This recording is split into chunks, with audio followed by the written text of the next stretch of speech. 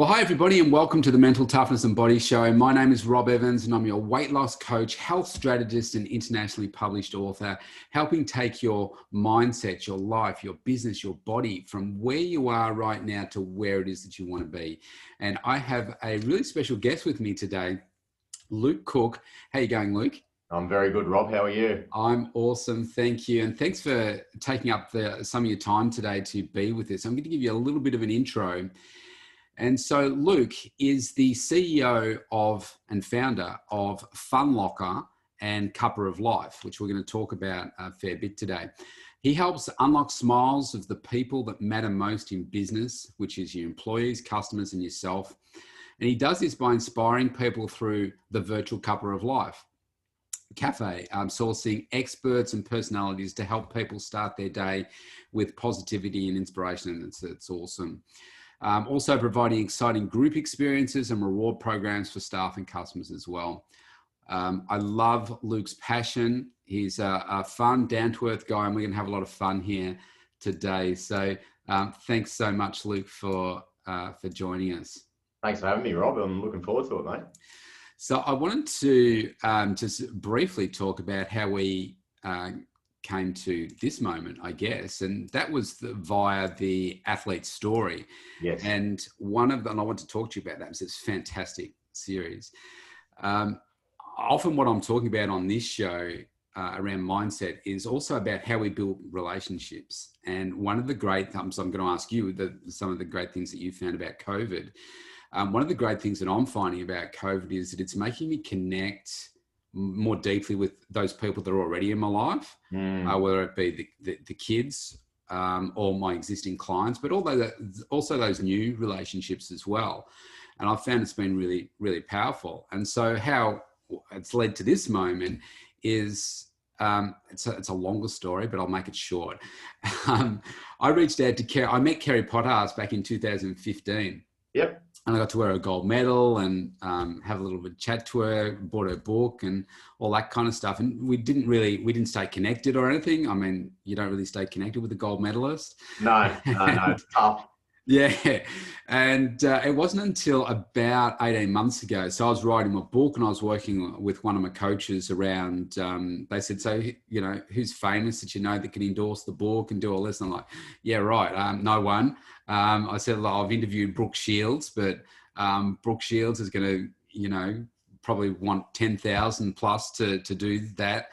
And then it just so happened when I got asked that question a few days before, I wrote an article about Kerry on the photo of me wearing her medal 5 years ago. Wow. And I posted it on LinkedIn and I think I tagged her and then she came back with a comment and then we were just getting into a bit of a conversation. And so when I got asked this question, I said, what about an Olympic gold medalist? And they said, oh yeah, they use this expletive in there. And I said, well, so I reached out to Kerry and said, Kerry, I've written a book. Would you be interested in endorsing it? And anyway, so now she wrote the foreword to my book. Did she? Amazing. Yeah, which is fantastic.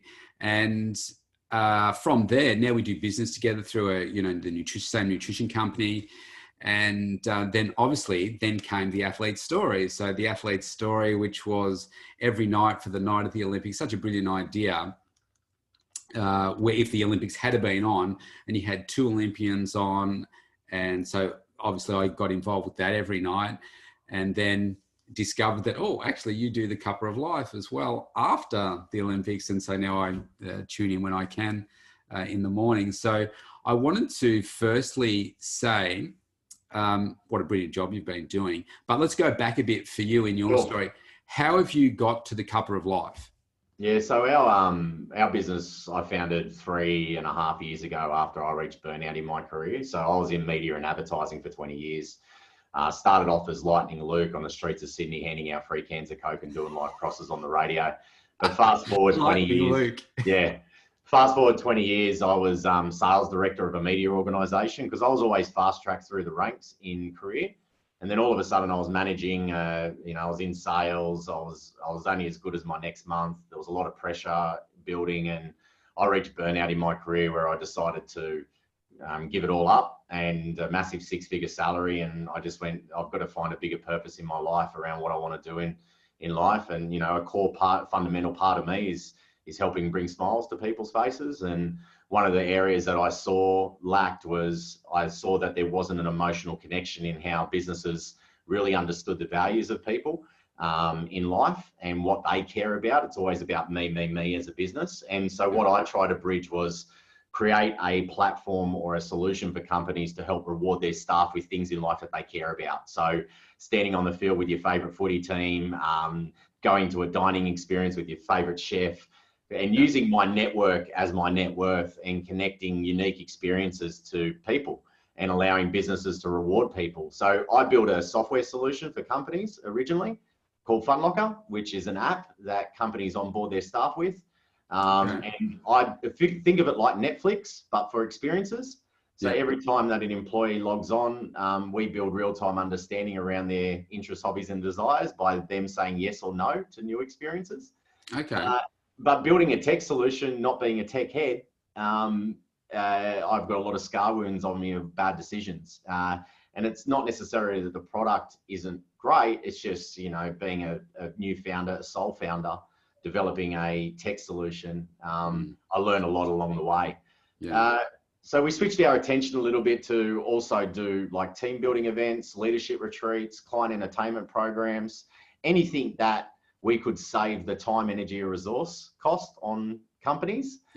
We were executing. And then, so we're going okay. We're growing each month based off that rewards program, but also the bespoke services. And then COVID hit and our business stopped overnight. And I say 100% of our business stopped overnight because companies weren't rewarding because they're more worried about holding on to their staff, let alone rewarding them. And all the major events and experiences that we had locked away stopped. And our 500 plus suppliers, rugby league teams, restaurants, the local pottery classes, all closed their doors. And when you're fully invested in your own business, i.e., I'm fully invested in my own business. I'm living and dying by this business right now, in personal cash flow and all the rest of it. I stopped and I got a coffee one day.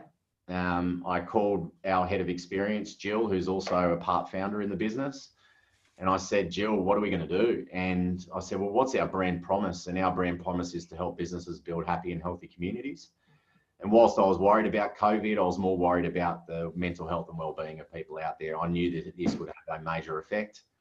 And I said, well, let's just tap into our network and let's just help people start their day with positivity and inspiration, stuff that they can control, not what they can't. And that's when we thought, well, let's launch a virtual cafe. I was tossing up about a virtual cafe or a virtual wine bar, but I ended up going cafe is probably a bit safer. Yeah, well, I decided to. It was mainly just to go, well, how do we help people start their day with positivity and inspiration? And that's when we tapped into a few of our network. Kerry was one of the first people that appeared originally. We've had people like Lane Beachley, world surfing champions, but we've also had experts in their field like Kamal Sama, who's a former monk and venture capitalist, talking about resilience, and Sean Hall talking about energy. And so each day we help people start their day by bringing in a guest. And now we're 20 weeks in and had over 130 guests appear. And now Funlocka in its previous form is probably going to transform into being something completely different now that COVID has hit. Yeah. I think what you've done is incredible. I mean, like putting just together my series, I know how much work goes into it. And when you're getting, these celebrities every day to do that, there's a lot of work that goes into that.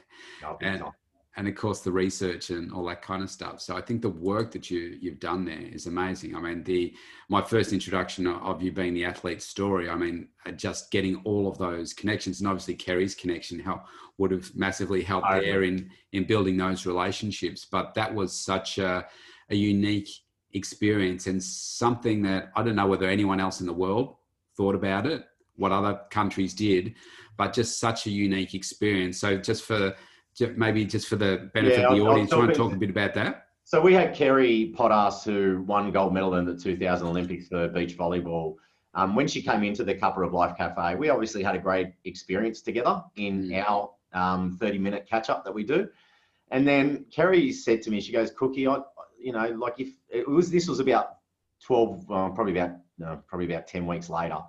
And she goes, I've got this idea around, the Olympics have just been postponed. I'd love to and I'm looking to launch my own business called The Athlete Story. I'm thinking about, wouldn't it be great if we could bring in Olympians on the day that the actual gold medal was supposed to happen in Japan, and bring them in and just have a chat. And originally I was going to help her do it in her own right. And I said, well, why don't we use our vehicle Cuppa of Life to be able to deliver that? Now, testament to Kerry, like Kerry did all the hard work on that. Yeah, she's a hard worker. The research, she sourced majority of the talent, in fact, all of the talent, which was, partial strategy of ours as well, to be able to tap into other resources to get the talent to come on, right? So we knew that as well, but we were just there as the executional phase of that series. So it ran for 17 days. We had 34 athletes join us, from, Dawn Fraser to Ian Thorpe to Grant Hackett to every man. Like, it was amazing. It was incredible. And what it gives is it gives a personal insight. And the real reason why I thought it worked was Kerry took the reins as the interviewer, not me. And that allowed a gold medalist to talk to another gold medalist. And to me, that's what made that series so special. If I would have done it, I don't think it would have been as good. It needed that. It needed someone like Kerry there to be able to get into the nuance of a mindset of an athlete. And that's what she brought to the table. And that's why I think it worked really well over those 17 days. I think the standouts for me were, one, she also had a look at, so what were the events on that day? And though, like, if on the actual, Tokyo Olympics day, and she picked athletes from those sports on that day. So there was an extra layer of planning behind that. But yeah, you're right. I think a gold medalist talking to other gold medalists is gold in itself. And they were so very raw and real about everybody's struggle. Like, we look at somebody standing on a podium and we think, oh, boom, look at them. Wow. Yeah. But nobody understands the backstory, and they're really no different to you and me. No. In many respects. And that's where a lot of the feedback came across Cuppa of Life in general. Like, firstly, you're in their home, as in it's virtual. Yeah. You're in their home. Yeah. So you're in their safe environment. So no matter if it's an Olympian or a day-to-day person, they're in their own world. So they feel a little bit more comfortable and a little bit more relaxed. The conversational structures and all that type of stuff that Kerry delivers and what we deliver in Cuppa of Life is very much about understanding the person and emotionally connecting their story to the audience that are attending, and giving the audience access to these talent makes them feel as if anything is achievable. And that's a lot of the comments that we get back with in Cuppa is we get feedback going, okay, this person started off like me. They've had their same emotional triggers, their insecurities, their challenges, and they've made it. So I can make it too. And, whether you're an Olympian or you're a business person or whatever, it's the mindset that is the most important. And that's the biggest value that I think we deliver in Cuppa of Life. Yeah, well said. I wanted to pick up on something you just said right at the start of the Cuppa of Life stuff. You said before you started Funlocka and Cuppa of Life that you were like burnout. How long do you think you were going through that burnout before you came to that, not necessarily the decision, but that moment where you said it ends now? Yeah, so I would probably say 2 and a bit years. I was, so my career journey, like I said, I started off, having a lot of fun. I was then in promotions and sponsorships for a radio station, so very ideation focused. One day, one of our big bosses said, Luke, you'd be great at sales, because I'm just a natural born, passionate person that can, if I believe in something, I can deliver it. Yeah. So I moved to another company called MCM Media, where I was a junior salesperson for that company. And I just, I excelled at it like everyone thought I would. And all of a sudden I just get I just kept on getting progressed through the ranks without even, but every time I got progressed, I made a lot more money. And then all of a sudden I thought money equaled happiness, and I was wrong. And then all of a sudden I was then sales director, where it was less about ideas and more about how good are you next month? What are your team doing right now? And I became more like a drill sergeant than I became about some sort of motivator or positive. Now, I think I could have, if I had my time back, I probably learnt the hard way that I was more of a manager and not a leader.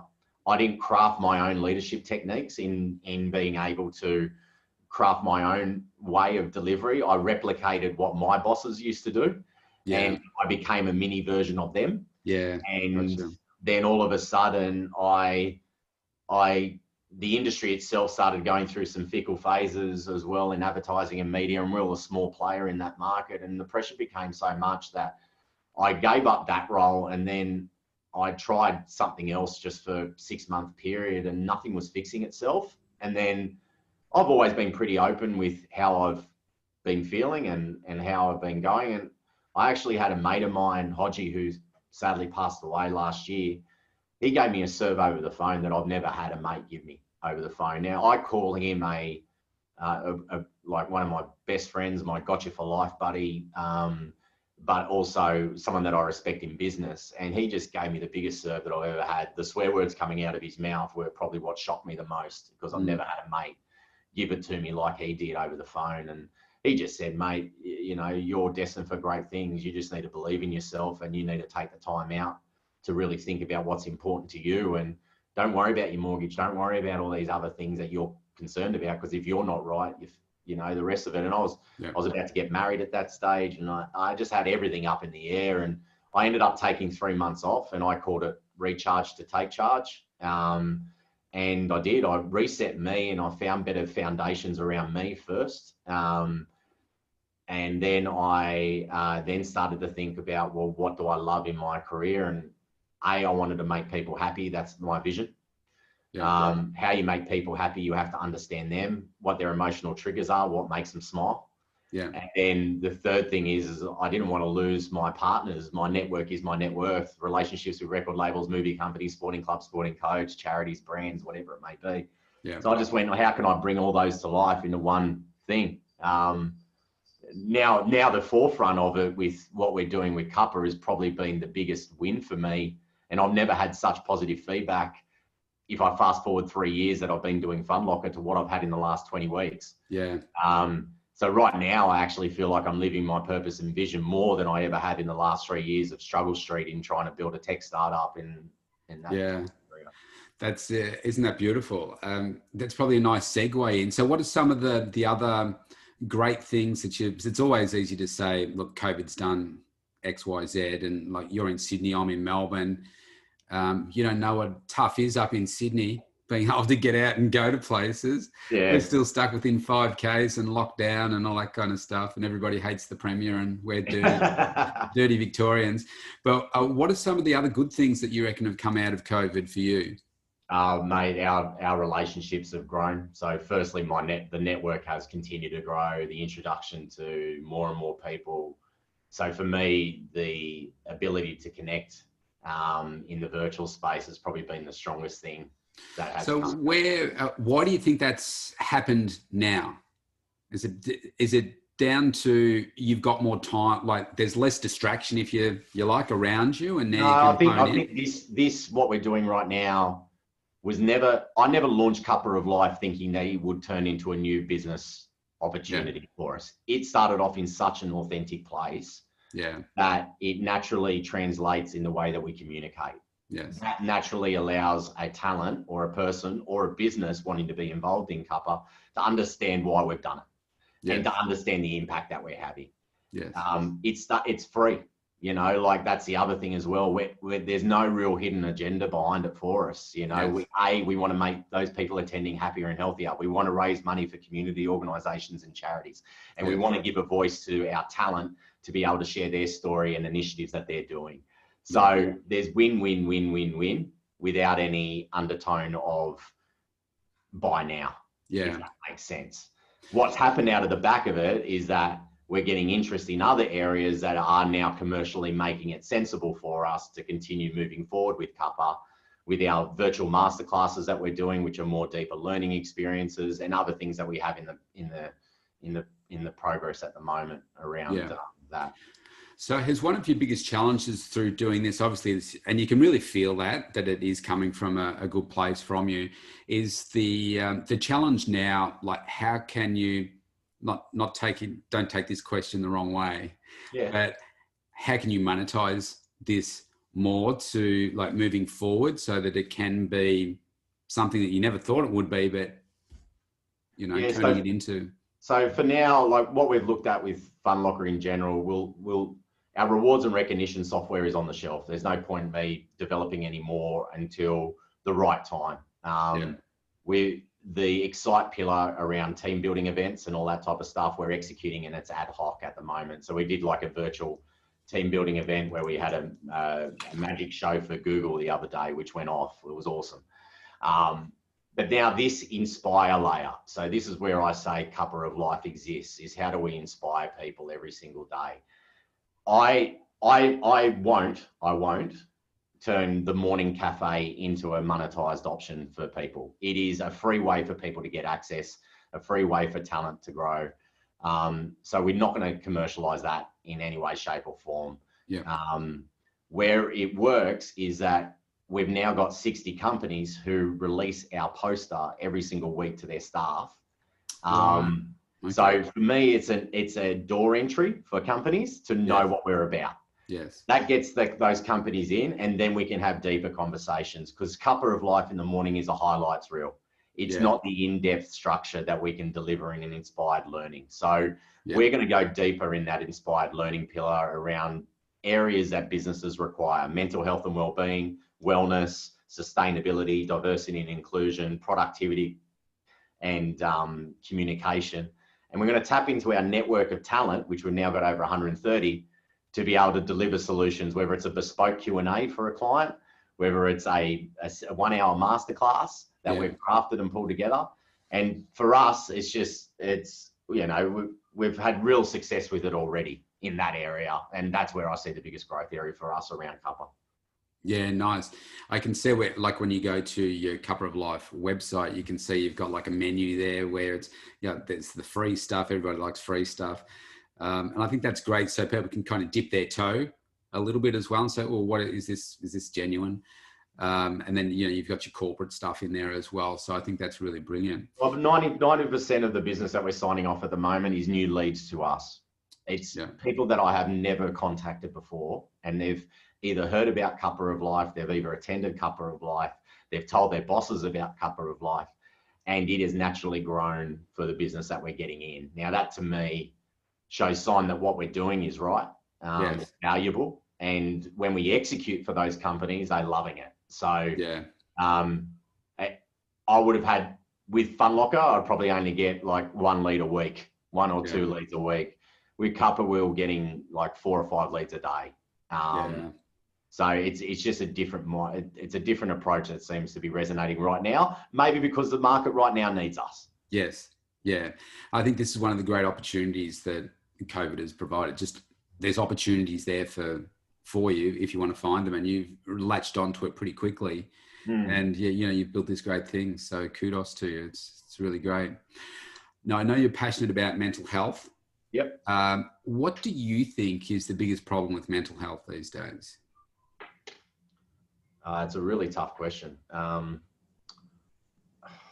is a really tough question to answer. I think from a mental health standpoint, like obviously we partnered up with Gotcha for Life, and I think the ability to talk about it is obviously something that everyone talks about when it comes to mental health.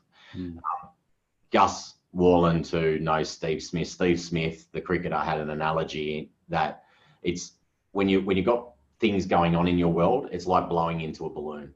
And if you keep on blowing into the balloon, one day it's going to pop if you don't release out some of those moments. So for me, I think it's the overall discussion around it. But the other flip side for me is I just don't think people realize just how many positive things are happening in their life. And how they can just, even if they just concentrate on those little moments when they're feeling down.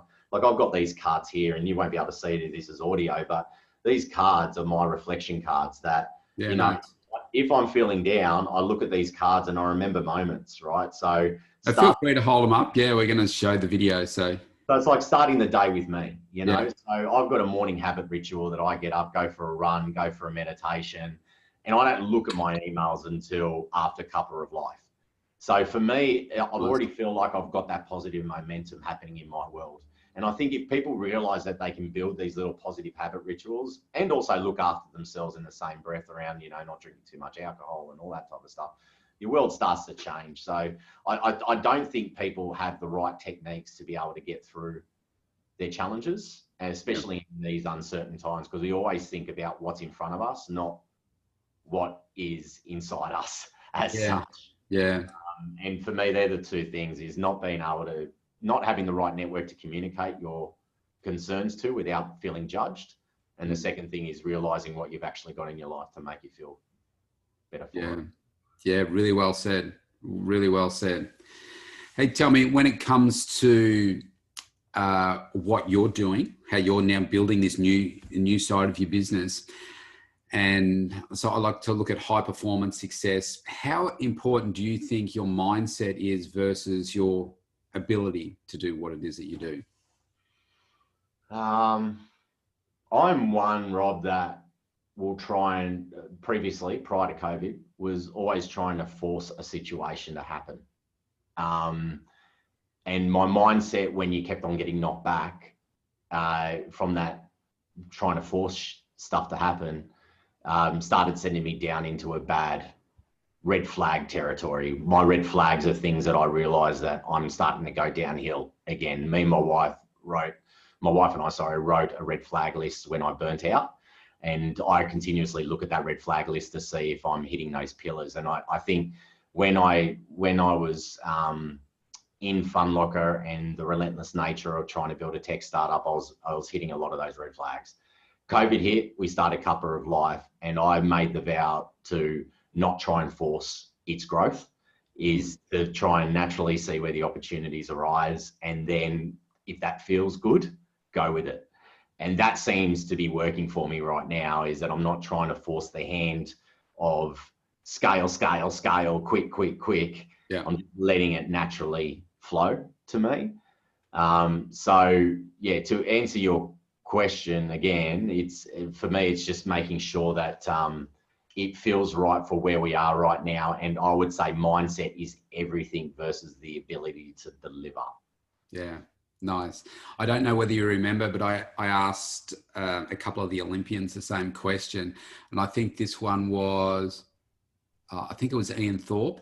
Yeah. So for those that are watching internationally, Ian Thorpe, one of our greatest male Olympic swimmers. And he said, I said, I think I asked three. I said, is it coaching, skills, or mindset? And I asked a couple of them and they all said, definitely mindset.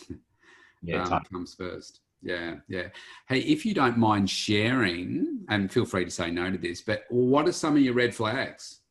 Let me get the list. You've got it right there. Yeah, no, it's right here. Are they written on? Not enjoying what I do. Mm-hmm. Moody at home. Unmotivated in day-to-day life. Drinking too much. Working ridiculous hours for long periods of time. Not taking quality time for me. Have an ongoing sense of not achieving, which is probably my biggest one. Yeah, I can relate to that. Anxiety attacks on day-to-day life, like letting things affect me quickly. Yeah, wow, that is so powerful. Do you know what? This whole session, I reckon people could take something away from that. I mean, the fact that you've had the foresight to create those red flags, that red flag list, I reckon is so powerful. Was that something that you initiated or your wife encouraged you to do it? No, I initiated it. And I initiated in the fact that I didn't want to get to that place again. Yeah. And I'm not saying that I'm perfect on all those fronts. There's probably two of those that I'm currently living. And it's not about being perfect. It's just about having less of those than more of those. Yeah. So the red flag list is something that I check in regularly. It was the first time I checked it probably in about a month, though, just by reading it just then. Yeah. I feel a lot better than what I was a month ago, in all honesty. Especially when it comes to that sense of achieving part, which is a big driver in me. Yeah. Obviously being an entrepreneur as well, and you're not in part of a business where you're being pat on the back a lot. You have to pat yourself on the back. Great. Yeah, totally. So, yeah, for me, that that red flag list is something that I regularly check in on. Yeah. And it's something that I initiated, but with my wife's help, by asking her, good on you. What are some of the things that she's been seeing in me that have changed. It's most people can't relate to this unless you've been in the entrepreneur shoes, but it's such a, well, it can be such a lonely, isolating road to despair if you're not very careful. Yeah, well, Rob, I say to myself, I say this one line that gives people a laugh sometimes, but it's so true. I say to people, I have 50 meetings a day. 47 of them are in my head, and 5 times I sack myself. Yeah. You know what I mean? Like, you're constantly in your brain, and it is important to have those other things around you that you can get out of your brain for a little bit. And that might be mentors, that could be meditation, that could be a morning ritual, that could be ensuring that I don't have my phone with me between 5 to 7 because that's my time with my daughter. Yep. And so it's just about creating moments where you're not constantly in the grind. Yeah. My because of what I do, even though I work in the space of training people and that kind of stuff, my way of giving back to me is doing a workout. Like I love my strength training and doing all that. Now, of course, all the gyms are shut here, but I've got my own studio at home here, thankfully. But a major red flag for me is when I go in there and I'm lifting up the weights and I'm like, I can't do this today. And that just happened to me like a week ago. Right. And that's the big red flag for me to say, you need to have a week off. Yeah. To be re-inspired, if you feel tired, if I'm just not like, I can't do this. That's my major red flag there. But the one that you said about, the pressure for high performance that you put on yourself, that is a constant voice in the back of my head, hitting me with the cricket bat. It's like going like this all the time. It's like, what are you doing? This isn't working. Coaching. I've just got a few questions left for you. Coaching, how have you used coaches, if you've used coaches before, to help you get to where you are? And maybe they haven't had a title of a coach. It might have been someone you worked with, but any formal coaching and stuff that you've had? I haven't had much formal coaching. It's probably been one area that I've thought about and definitely needed, in all honesty. I've definitely got my mentors though. So I've got those people around me. Like I said, I did lose my best mate, Hodgie, who was a big mentor for me on both a personal front and a business front. I haven't really filled that void yet. But I've got people that I rely upon and chat to subject to the matter that I need the most, if that makes sense. So I don't have an official coach, but I've got plenty of people surrounding me. And what role would you say that's had in you being successful? I don't know if it has, in all honesty. Like, here we go. That's my sense of achievement again kicking in. I have been successful. It's great to bounce stuff off someone when you know that you don't have all the answers. Yeah. I also take some of that learning with a bit of grain of salt as well, just depending on what their opinions are. Versus their knowledge in the space that I'm in. So it's a hard one to balance. But I couldn't say that I've had, due to that, I've had success, in all honesty. Yeah, right. Okay. Yeah. And it might be that I just haven't had the right coach, right? Or I haven't formulated it in the right way where I'm really getting some in-depth understanding of who I am and where this business can grow. So it's not a reflection of coaching. It's more a reflection of who I've surrounded myself with. I think you have just like you have different people in your life, you have different coaches as well. I've had a bunch of different coaches over time, and they've taken me to a point where it's time to almost like break the relationship with that coach. You need a new coach for a different area, maybe because you're, like if you think about where you were 5 years ago, it's a different place to where you are right in this moment. And you'll need different sorts of coaching. I got 2 final questions for you. How important is the role of your own personal health and fitness in helping you achieve success and taking care of your own mental health? Oh, mate, it's vital. You know, like I'm the founder of the business. I've got team to support. I've got my wife, my kids. Like, if you think about the pressure surrounding a business owner, there's a lot there. So without looking after yourself first, you can't look after everything else. And I've only learned that really the hard way multiple times. Yeah. That it's only really starting to sink in since COVID, in all honesty, properly, that, you know, I'm the most important person in this world, because without me, then good on you. So for me, it's the biggest cog in the wheel that needs to make sure that it's been looked after. And this is one of the things I think as men we're not good at. So men, we build it all up inside us, like inside this little box here. And the best way for men to get it out there, we need to do something physical. Yeah. Now, women are different. The best way for them it's not that exercise isn't important, but they get this part out of them some other way. And that's, they talk. Yeah. They need to communicate and connect. And we're like, I just want to sit here and watch Arnold Schwarzenegger blow the shit out of all these people here. I don't want to sit here and talk about it. But that's, you know, that's just the difference. So we need to be able to do that. So I'm glad that you recognize the importance of that. And final question. Well, actually, I'll give you a follow-up one after this one. But what would your number one tip be to help people grow their mental toughness, in the spirit of the show? Well, my biggest thing is how you start your mornings, in all honesty. Like, for me, you've got to start the day with you. That is my biggest thing that I've learned. And bookend your day as well. The bookends for me are the most important parts, because it starts you off on the right foot. And having those little moments throughout the day where you can bring yourself back as well. So I think it's important that, you know, a lot of people get busy by putting in their calendars back-to-back meetings. Make one of those meetings for you, at least. Treat it the most important meeting of the day. Well. So for me, it's just what the little habits and techniques that you create at the start, during, and at the end of the day that I think has held me in the right space. Yeah. More so than not. Yeah. I know, like, if I start my day by looking at my phone, I'm gone. Yeah. That's what I was about to say. I've had to practice this a lot, but not checking the phone, not checking email, not checking social media before you know what's my destiny for today. Yeah. What am I going to, you know, how can I get my head in the right space first? So, beautifully said. So final question was, so if people want to get in touch with you, get on, have a listen to Cuppa of Life, what's the best way that people can reach out? You've just frozen up on me, Luke. You're still there? All right. Well, you come back in if we unfreeze. I'll just keep talking here for a second.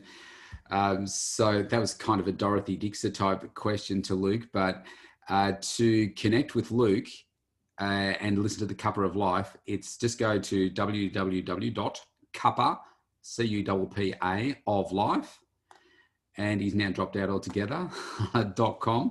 And have a jump in on his live mornings. They're at 8:30 Australian time so that's Melbourne, Sydney time every day. They're great. He has a special guest every day.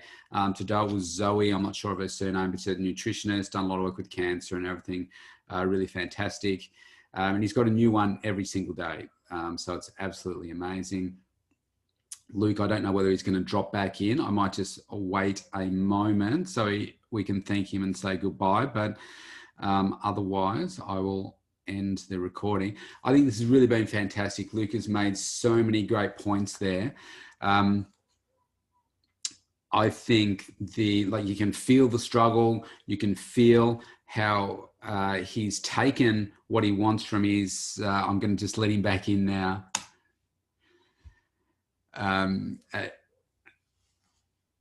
G'day, Luke. Yeah, that was me. Yeah, that's okay. I was just ad-libbing there and telling people, I said that was actually a Dorothy Dixer question. I'll tell you how to get into Cuppa of Life. But, so I've answered that question. But Amazing. I just said basically go to your website, and I was just talking about it starts at 8:30 and you've got a new guest each day. I'm assuming that's the best way. Yeah, that's it, mate. Cuppaoflife.com, and then just starting day with positivity with us. Yeah, brilliant. So look, I just want to thank you so much for today, but also the great work that you're doing. I mean, it is really inspirational, and obviously you've had an impact on me because it started with the athlete story, because I'm passionate about, you know, the success of athletes, but then obviously I followed you on into your daily Cuppa of Life, and then reached out to you because I can see just how much success you've had in driving something that's really just come, you can't see it, come from here. Yeah. Thanks, mate. So yeah, truly appreciate what you're doing. Keep it up. Thanks, Rob, and thanks for having me on today, mate. I really do appreciate sharing No this story. worries. Thanks, Luke.